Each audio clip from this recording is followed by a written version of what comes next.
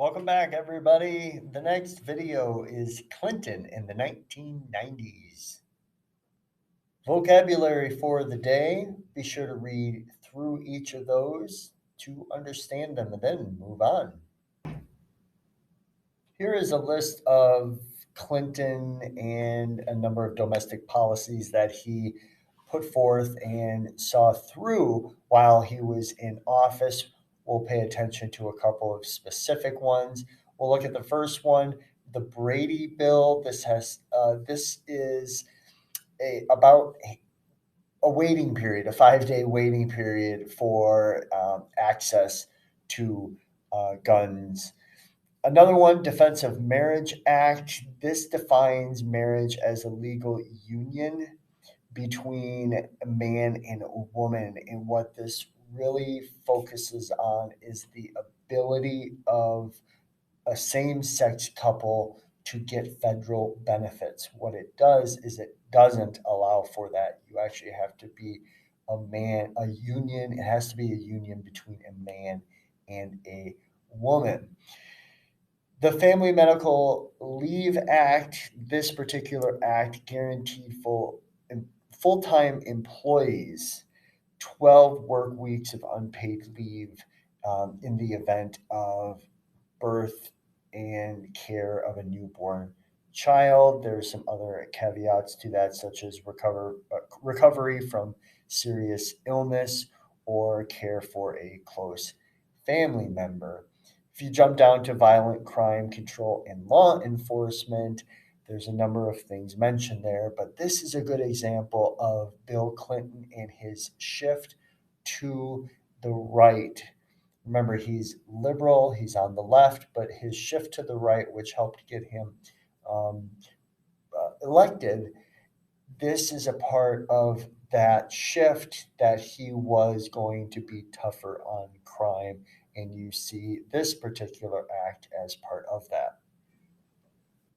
One of the things that's important to make note of during Clinton's presidency is that in order to pass some legislation, President Clinton did feel obligated to move more to the center because he was working at times with a very Republican Congress. Newt Gingrich, should be Newt, not new, but Newt Gingrich was the Republican Speaker of the House, and the Republicans kind of doubled down on the Republican tenets that were established by Reagan in the 1980s. That took the form of the Contract with America. And this plan attacked big government, emphasized patriotism and traditional values, much the same of what we heard in the 1980s, again, with Ronald Reagan. As for Clinton and reelection, one of the main reasons that Clinton is reelected is because of the economy, how well off the United States is at this time, and he eliminated the national deficit. Keep in mind, though, that's a deficit, not the national debt. As you can see from this chart, that's titled Republican Revolution of 1994.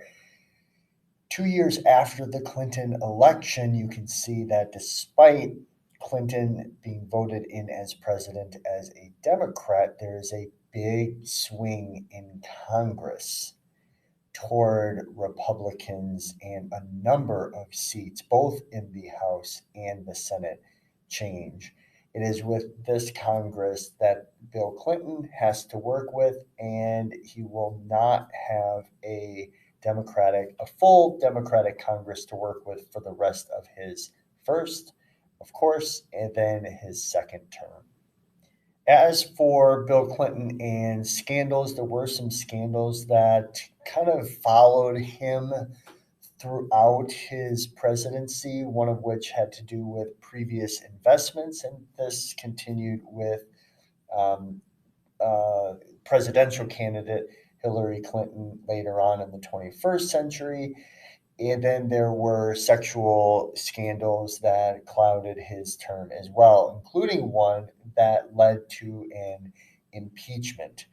He wasn't impeached because he had a sexual relationship, but the concerns were whether or not he lied about it and perjury charges.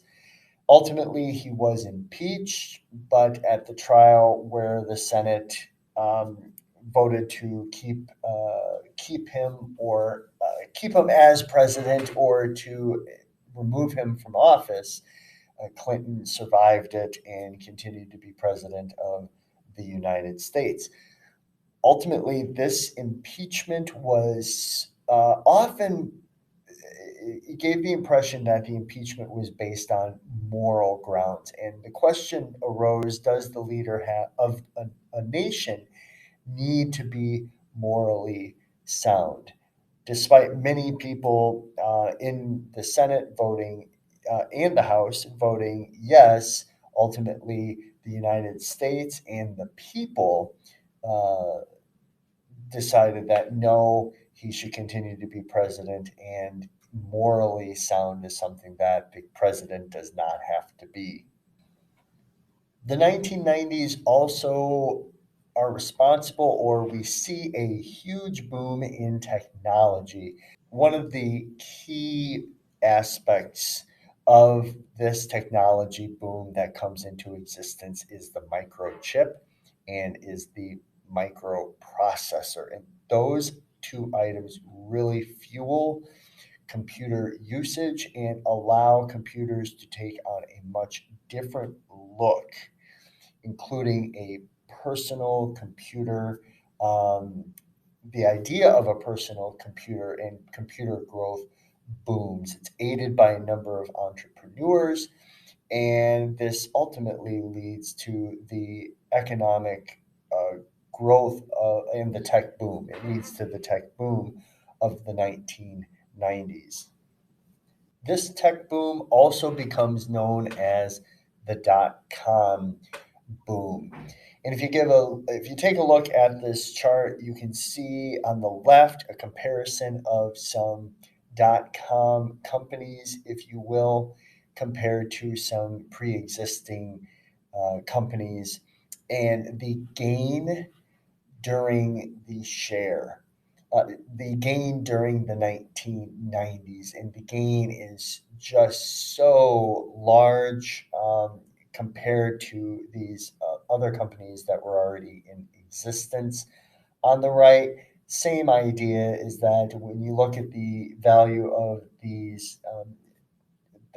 shares and the value of the shares for the tech companies compared to these other non tech companies. That's it for today. We will see you next time.